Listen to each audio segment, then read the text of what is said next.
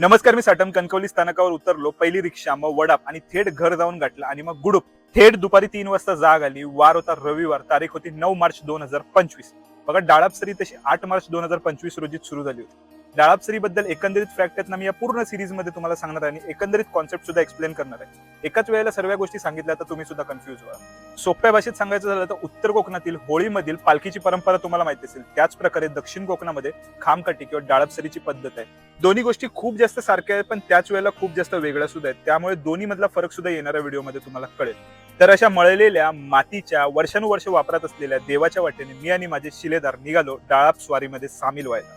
आजच वृत्तपत्रामध्ये वाचलं, आंब्यांची परिस्थिती फार जास्त बिकट आहे. म्हणजे जिथे 100% आंबे यायला पाहिजे तिथे फक्त 30%च आंबे आले. पण ह्या 30% आंब्यांच्या राखण्यासाठी फक्त एक खुर्ची आणि हे 2 श्वान होते. पण ह्या 2 श्वानांची पोझिशन बघितल्यावर मला एकच गोष्ट आठवली, बाकी या गोष्टीबद्दल काय सांगायला नकोय.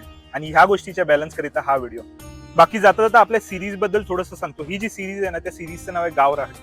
गावराहाटी म्हणजे काय तर विलेज इकोसिस्टम. गावामध्ये चालणारे एकंदरीत धार्मिक कार्य आहे ना, त्याची जी सांगड आहे ना, त्यालाच गावराहाटी असं म्हणतात.